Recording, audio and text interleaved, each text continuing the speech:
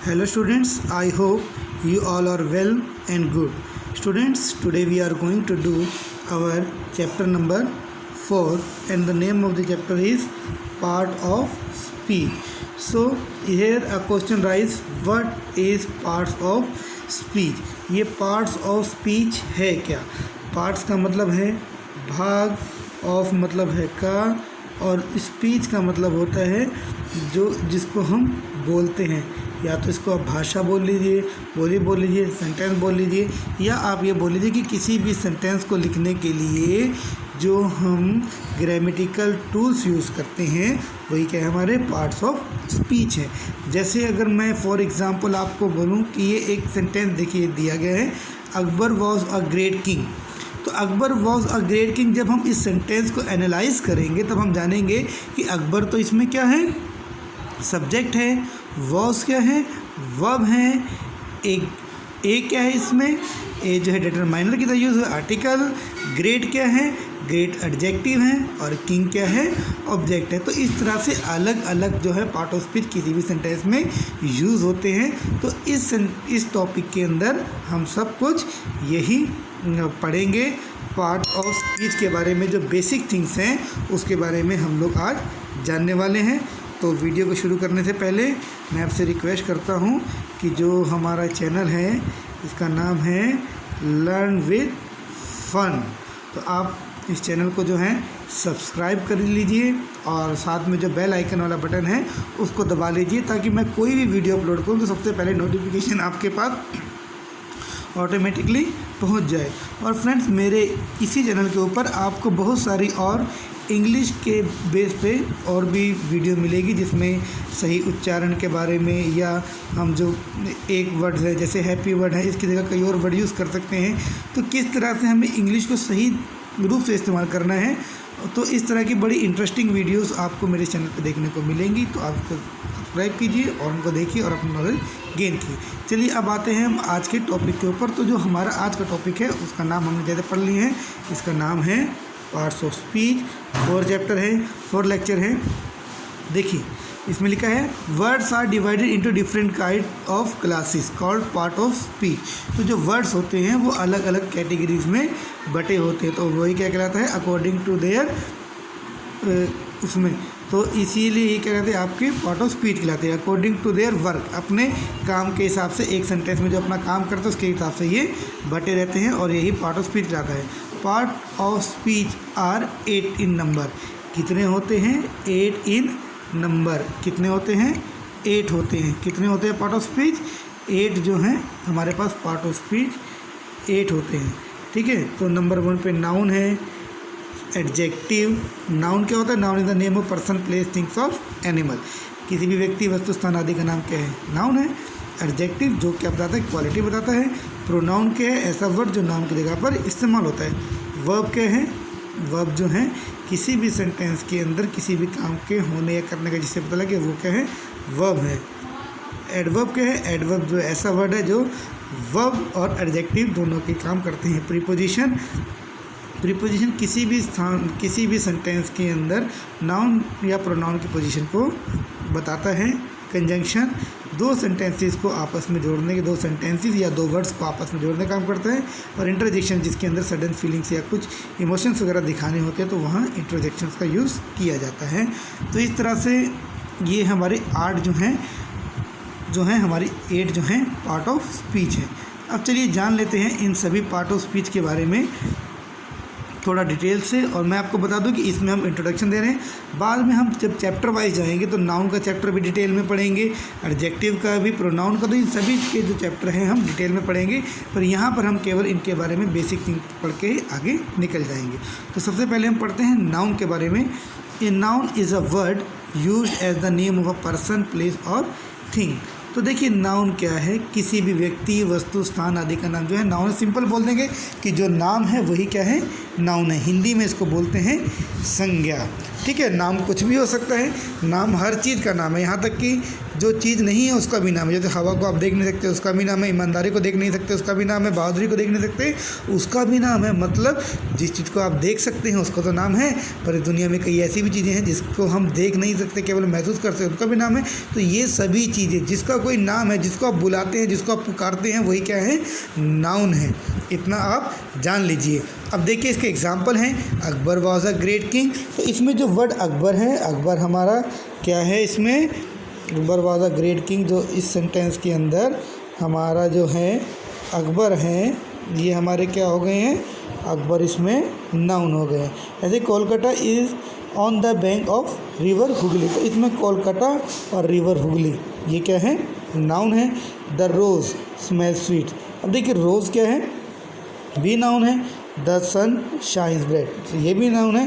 The courage, करेज का मतलब साहस। वॉन द ऑनर, से सम्मान मिलता है। तो ये सब क्या है, नाउन है। ये सभी के सभी क्या हैं, नाउन है।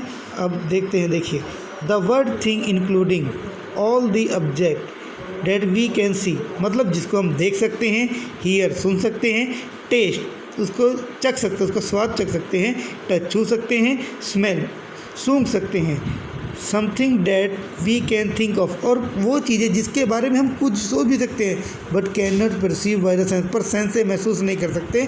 ये सब क्या हैं, ये सब के सभी नाउन हैं।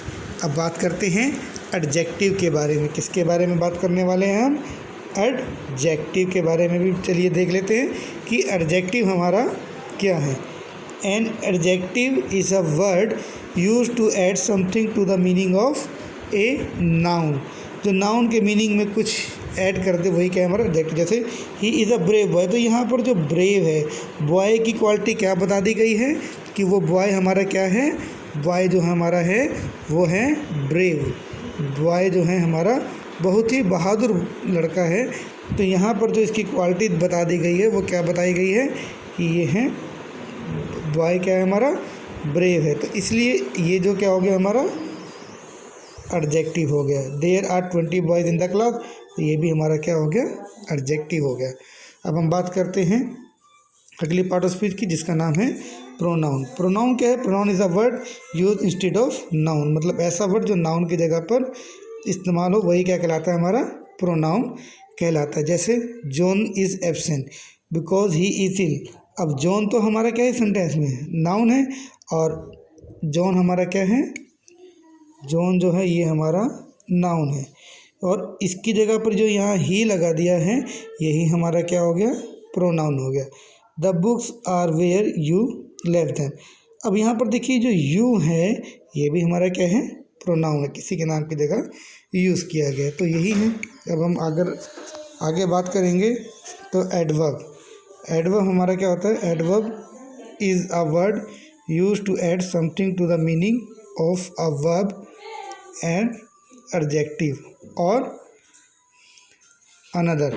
तो एडवर्ब एक ऐसा वर्ड है जो क्या करता है, ऐड करता है किसके मीनिंग में, वर्ब के मीनिंग में, एडजेक्टिव के मीनिंग, और भी कुछ हो तो उसके मीनिंग में जो ऐड करे वही क्या है हमारा एडजेक्टिव है। जैसे he work to some quickly, he work, देखिए इसमें क्या किया इसने, जैसे ये वर्ड हमारा आ गया है क्विकली, तो ये जो क्विकली है, और the flower are very beautifully, beautiful है।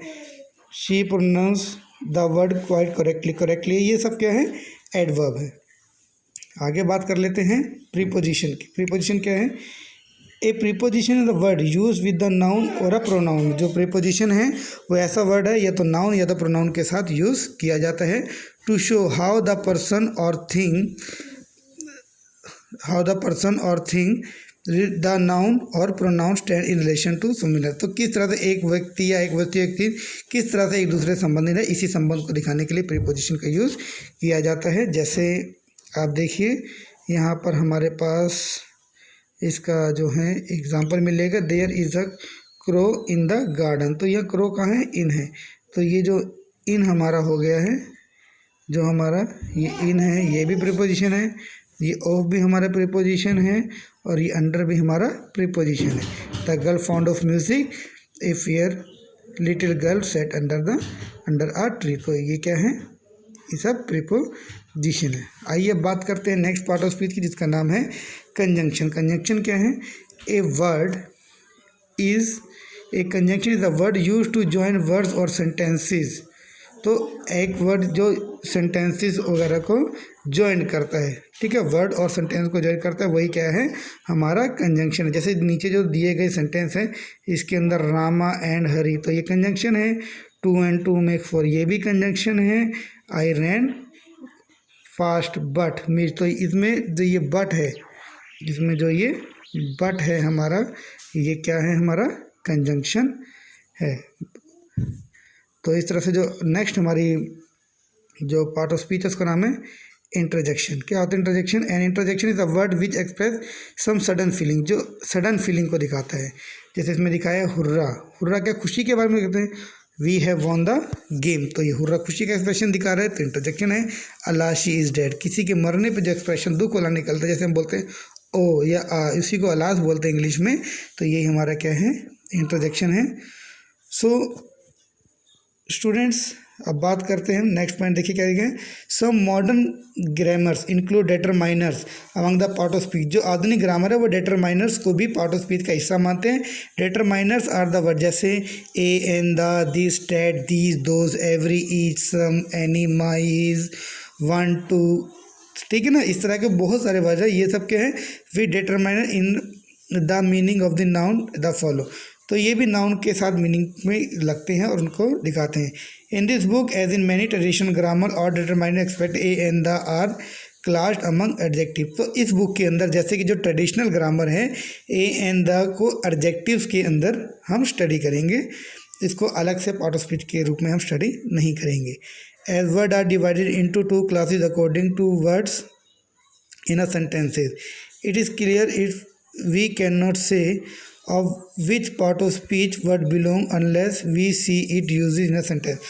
अब क्या होता है कि कुछ वर्ड होते हैं वो अपनी कंडीशन के हिसाब से अलग अलग सेंटेंसेस में यूज़ होते हैं, तो हम किसी भी वर्ड को पकड़ के ये नहीं कह सकते कि ये कौन सी पार्ट ऑफ स्पीच है, जब तक कि हम उसका यूज़ ना जान ले कि ये किस तरह से किसी सेंटेंस में यूज़ हुआ है। जैसे देखिए नीचे दिया गया है, दे अराइव सून आफ्टर, तो सून आफ्टर जो है देखिए यहाँ पर एडवर्ब की तरह यूज़ हुआ है, वर्ड आफ्टर ही है। अब दे अराइव्ड आफ्टर अस, अब यहाँ पर जो आफ्टर है ये अस से पहले लग गया और प्रीपोजिशन की तरह यूज़ हुआ, तो वर्ड देखिए कि वर्ड वही है पर इसका यूज़ होने का तरीका जो है वो बदल गया है।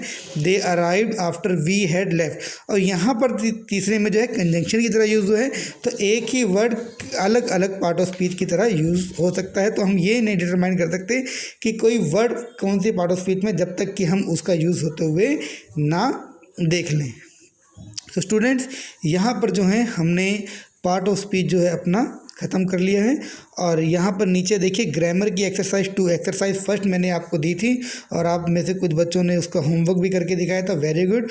तो अब जो है ये एक्सरसाइज सेकंड है, इसमें टोटल 16 सेंटेंस हैं। ये सब आपको इसको करनी है और करने के बाद अपनी कॉपी में इसको आप करेंगे और उसकी जो फ़ोटो खींच के है वो होमवर्क के रूप में ये डाल देंगे। और इस बीच में अगर किसी बच्चे को भी कुछ डाउट होता है तो मैं इसको वीडियो को जहाँ अपलोड कर रहा हूँ यूट्यूब पे, आप वहीं पर ही कमेंट बॉक्स में जाकर अपना डाउट पूछ सकते हैं। मैं आपको आपका डाउट भी क्लियर कर दूंगा, या आप व्हाट्सएप पे भी पूछ सकते हैं।